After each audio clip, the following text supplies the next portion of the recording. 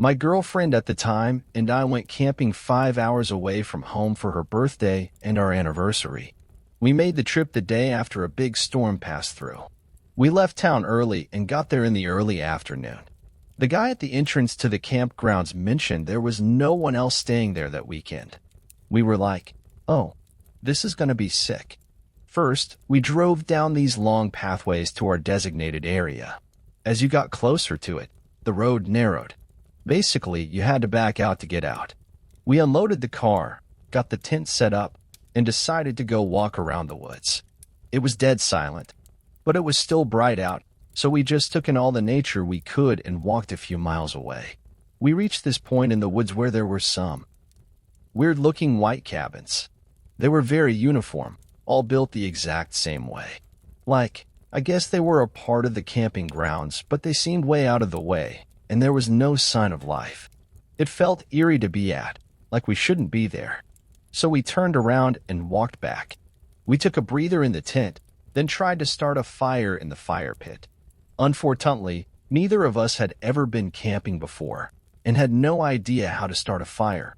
We had bought some of those self-lighting logs from Walmart and some lighter fluid, but everything else around us was soaked to the bone from the rain that had passed through the day before. We knew we needed kindling of some sort, but any dry sticks or leaves was far and few between. Eventually, we got a small fire going and ate hot dogs and marshmallows and spent some time looking at the stars. Then we noticed just how dark it was out there. My girlfriend was easily spooked and was like, "Can we get into the tent now?" So we put the fire out and crawled into the tent. We were talking to each other, but I could tell she was tense. Suddenly, she put her hand over my mouth and was like, "Shoo, do you hear that?" Before I could respond, we heard footsteps. Heavy footsteps. It sounded like a group of people walking. I whispered to her, "It's probably just animals or something." Then we heard mumbling. Low mumbling. We couldn't make out words, but it didn't sound like a sound an animal could make. It sounded like words, but hushed and non-elaborated. We sat in silence staring at each other in the dark for what felt like forever. The mumbling got louder, as did the footsteps, until it sounded like it was right outside of our tent. We both froze. I don't think either of us were breathing. And then, silence. We waited and waited and waited. I'm still not sure how much time passed. Eventually, my girlfriend said, "We have to get to your car." The adrenaline was pumping, so I peeked out of the tent into the darkness and told her to stay behind me. Then we ran to the car. I locked the doors and she was like, "What was that?" "We can't stay here. No one is out here but us." "What was that?" I kept looking around for any signs of life, but we were seemingly alone. I looked at her and was like, "Okay. I'm gonna grab our stuff. You stay in the car." We only had our ice chest and our tent out. I hopped out and ran, grabbed our ice chest, tossed it into the back seat. As I turned around to go get the tent, I started hearing footsteps closing in again. In a moment of pure terror, I yanked the tent out of the ground, wrapped the tarp around it, and slung it over my shoulder like some panicked Santa Claus and shoved it into the trunk. I didn't say anything when I got in the car except, "Do we have everything in here?" My girlfriend said yes, and I floored it in reverse out of our camping area. Then we came to a fork in the road that went in like 6 different directions. I asked my girlfriend if she remembered which path we came down to get in here, and she told me she didn't know. We chose a random one and ended up in a different camping spot. I cursed under my breath and slammed it into reverse again. Then I noticed from the angle we had exited from, I could see the main path back to the gate, thanks to a small sign behind an overgrown bush. As we hightailed it out of there, I noticed there was a single, small green light out in the woods to our right, near where our designated spot was. We drove the entire 5 hours back to our hometown and fell asleep on my girlfriend's parents' couch at around 4 a.m. We never talked about the trip ever again, and I haven't had any desire to camp since.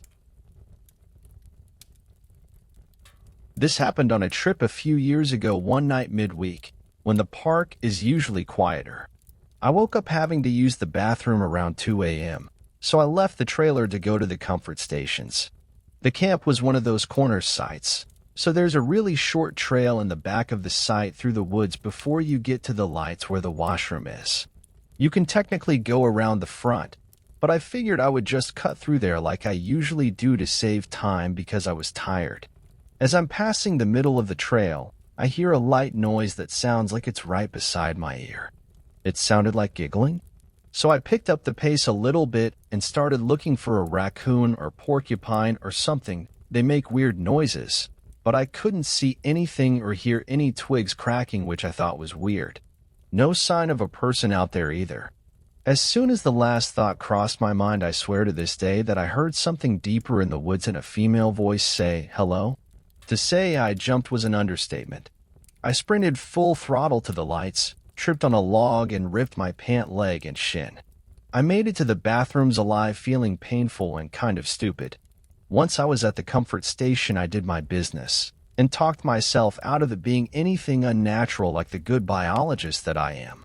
I figured I must have just misheard a raccoon or something. I didn't really believe in the paranormal, so worst case it was an actual person. I didn't feel like getting jumped by some weirdo while I'm out at night by myself, so I made the decision to take the longer way back in the open road and skip the shortcut. As I passed by the entranceway for the woods, giving it a wide berth if we're being honest, again, I can only tell you what I heard, but I swear as clear as day I heard a whisper that said, "Come back." I think that's the fastest I've ever run in my life. I'm a little embarrassed to say I don't do camp bathrooms at night by myself anymore, but I can't explain what happened. Luckily, my family got a new trailer the following season with an indoor bathroom, so it hasn't been an issue since. I was out with a friend for a weekend camping trip in the middle of nowhere in North Georgia. We stopped at a local grocery store to stock up on snacks and beer when we found out it was a dry county. We asked the cashier if there was a nearby county where we could buy beer. She gave us directions to a bar that was right across the county line, about a 10-minute drive. So we decided that if we couldn't buy beer, we would just stop and have a couple before heading to the campsite. We followed the directions that she gave us, and as it was getting dark, we pulled up to a building with no signs saying it was a bar and had all of its windows bricked in. It had a single light bulb over the screen door entrance, and it seemed to be the only light around. We sat in the car for a minute and made several nervous jokes about the movie Deliverance, then decided that we didn't need a drink after all. The next day, we were chatting with other campers at the site we were staying at, who seemed to be locals, and we mentioned the bar. A couple of them told us independently that that place was not and has never been a bar, and that they thought we were being lured into trouble. This was not my experience but my mom's, and the reason she never let any of my siblings and I go camping. She had gone camping with her friends sometime in the 80s. It was the first time she had ever gone, and she didn't exactly know anything about camping. The way she tells it, her friends picked the most isolated place in the woods that they could drink, underaged, without anyone coming along to check on them. After partying until about 1 in the morning, they decided to go down for the night. My mom woke up and had heard some noises and shook her friend awake as she was scared. Her friend just assured her it was animals and normal and to go back to sleep. So she did. The next morning, they woke up to large boot prints circling around their tent and campfire. The footprints came from the woods and left in the same direction. They couldn't trace it further because of the foliage. They packed up and left that day, even though they were supposed to be there for a week. Apparently, they weren't the only ones this happened to, and boot prints were found a number of times over the next 2 years. No one was ever caught doing it. When I was in high school, my friends and I went out to a really remote spot in the mountains to camp. Just to get there, you needed a pretty serious off-roader. It was about 30 miles up a super rough road. There were river crossings, huge boulders in the road, and tons of sand pits. This road took us all day, and all day we didn't see a single other person. No one passed us. We didn't see anyone camping. Nothing. At one point, one of my friends noted it looked like no one had even driven on the road in a while, which was weird because this was in Colorado and roads/trails like this are really popular. Something worth pointing out, this road led into a box canyon, which is basically nature's cul-de-sac. The road we were on was the only road in, and the only road out. All around us was massive cliffs. And another thing, we were deep in the mountains, far from any cell service. On top of that, we were in a box canyon, which even if you're next to a city, never has service. All that said, we eventually got to the spot and set up camp. Every time we went camping, we played Capture the Flag. This trip was no exception. We waited for it to get dark, then started. In the middle of the second round, me and one of my friends on my team hop up on the road, which ran parallel to area we were playing in. It seemed like a good way to get around to the other flag. Walking down road, we began to see a glow coming towards us. Our first thought was it's another 4x4 coming towards us. But as it got closer, we realized it was a young woman holding up her phone, looking for service. She was still at a distance, but we could tell she was panicky. She was rushing and stumbling at the same time. She didn't seem drunk. It was weird. We called out, "Hello?" No response. But it wasn't just that she ignored us. It was more like she didn't even realize we were there. We tried again. "You okay?" Nothing. As she's passing us, we realize she's crying. Again, "You okay?" She stumbles right past us, never showing a single sign that she saw us. The whole time, just looking at her phone for service. My friend and I are frozen. We watch her go. Still stumbling, still crying. She rounded a turn, then disappeared. I yell out to my everyone else to meet back at camp. We do. I tell them what we saw. And I'm not proud to admit this, because it seemed like she needed help, but we got creeped out. We said we'd stay in camp that night, and in the morning, we'd go looking. The first thing we do in the morning is decide there must be some other people camped down the road. They must know her. So we go down to the end of the road. There's no sign of anyone.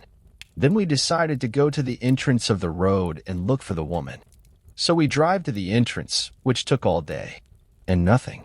I still feel guilty for not trying harder to help her. But thinking about how she got in that position, it just doesn't make sense.